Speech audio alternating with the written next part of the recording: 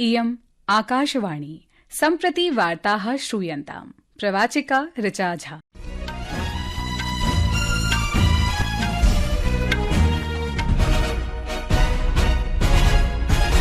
आदौ मुख्यवार्ताः। प्रधानमन्त्री नरेन्द्र मोदी यूक्रेन देशस्य द्विदिवसीय यात्रायाः द्वितीये अन्तिमे च चरणे अद्य कीव नगरं प्राप्तवान्। प्रधानमन्त्रिणा यूक्रेन देशस्य राष्ट्रपतिना व्लोदिमीर जेलेन्स्की इत्यनेन सह प्रतिनिधिस्तरीय सम्मेलनं कृतम्। रक्षामन्त्री राजनाथ सिंहः अवोचत् यत् भारतामेरिका देशौ स्वाभाविकौ सहयोगिनौ स्तः, अपि च द्वयोर्मध्ये सहभागित्वं सुनिश्चितमस्ति। राष्ट्रेणाद्य स्वकीयः प्रथमान्तरिक्षदिवसः आचर्यते। विगतवर्षे अस्मिन्नेव दिवसे चन्द्रयान तृतीयाभियानेन चन्द्रमसः तले विक्रम लैण्डर इत्यस्य सुरक्षितं सौम्यावतरणं च सम्पूरितम्।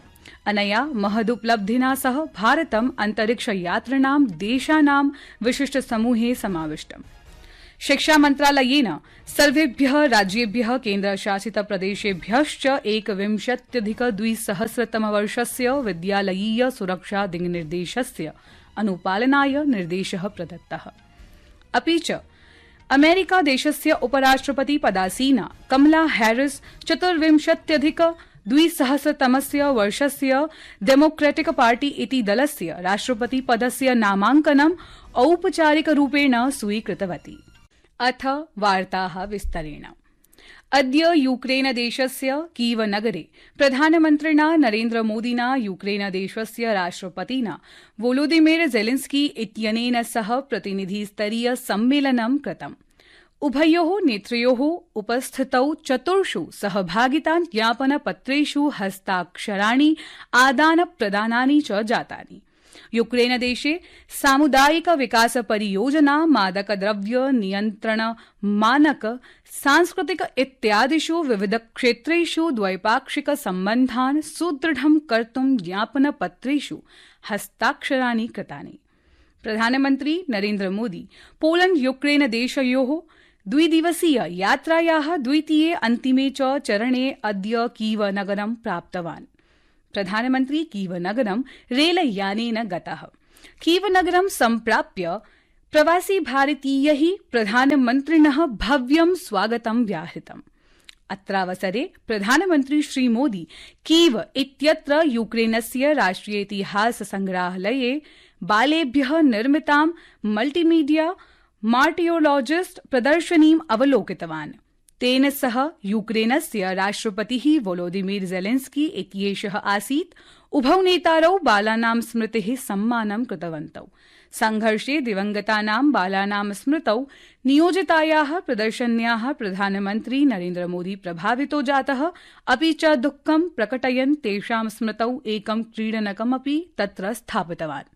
इतः प्राक् प्रधानमन्त्री नरेन्द्र मोदी कीव नगरे महात्मा गान्धिनः प्रतिमायां पुष्पाञ्जलिं समर्पितवान्।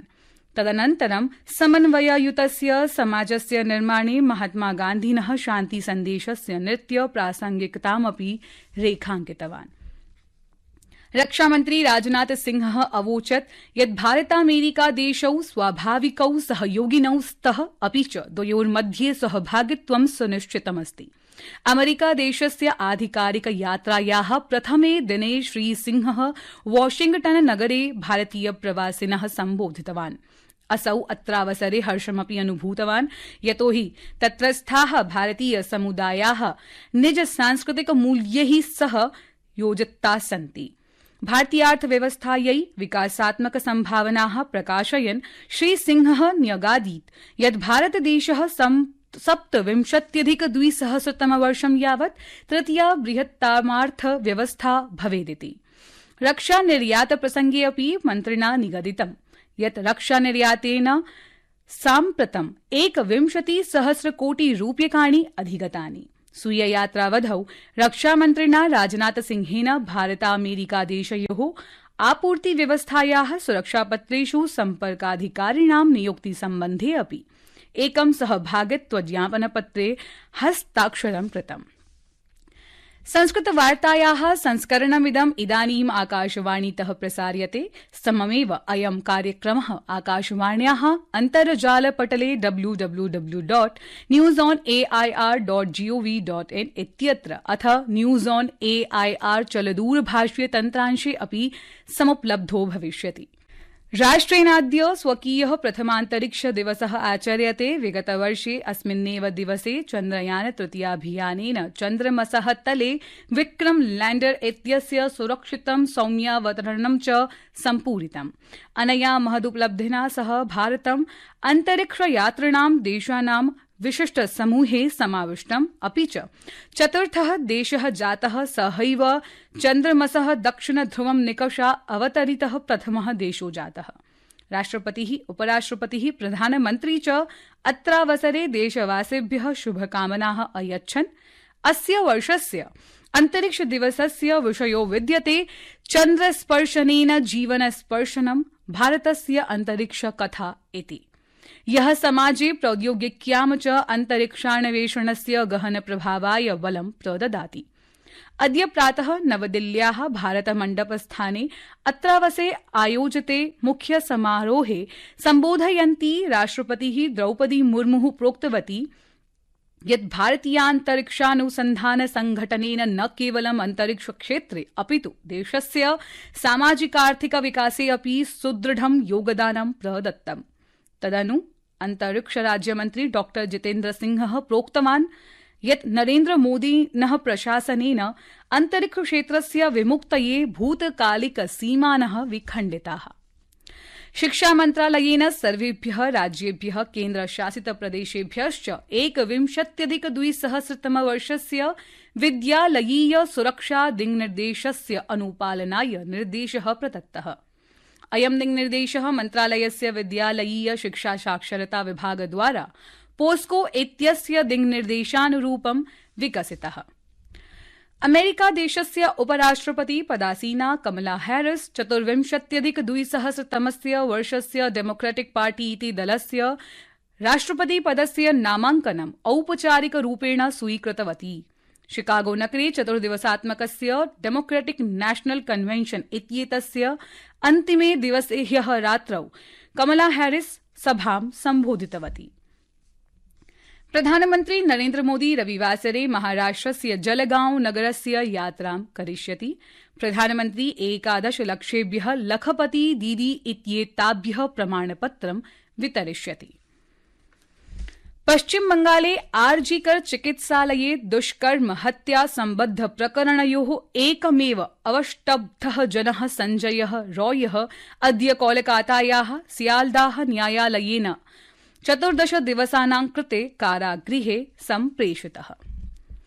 राष्ट्रिय मानवाधिकारायोगेन अनकापल्ली जनपदे एकस्मिन् नैजोद्योगिक एकांशे जाते विस्फोटे श्रमिकानां मृत्यु प्रकरणे आन्ध्रप्रदेशस्य मुख्य सचिवाय आरक्षि महानिदेशकाय च सूचना प्रख्यापिता। केन्द्रेण राज्ये जलाप्लावस्य स्थितिं दृष्ट्वा त्रिपुराय 40 कोटि रूप्यकाणि अनुमोदितानि। राज्यापत् प्रतिक्रिया कोषात् अनुमोदितः राशिः प्रभावितजनेभ्यः साहाय्याय वर्तते। सामाजिक सञ्चार पटले केन्द्रीय गृहमन्त्री अमित शाहः उक्तवान् यत् केन्द्रेण प्रेषितानि राष्ट्रियापत् प्रतीकार बलस्य 11 दलानि, स्थलसेनायाः 3 दलानि, वायुसेनायाः 4 उदग्रयानानि च प्रागेव साहाय्योद्धारकार्येषु संलग्नानि सन्ति। केन्द्रीय संस्कृत विश्वविद्यालय, तिरुपति संस्कृत विश्वविद्यालय, श्रीलाल बहादुर शास्त्री राष्ट्रिय संस्कृत विश्वविद्यालयानां संयुक्त तत्त्वावधाने अस्य 24-20सहस्रतमवर्षस्य 2 दिवसात्मकस्य उत्कर्ष महोत्सवः आयोजनं श्रीलाल बहादुर शास्त्री राष्ट्रिय संस्कृत विश्वविद्यालयस्य नेतृत्वे नवदिल्लीस्थे अखिल भारतीय तकनीकी शिक्षा परिषदि जातम्।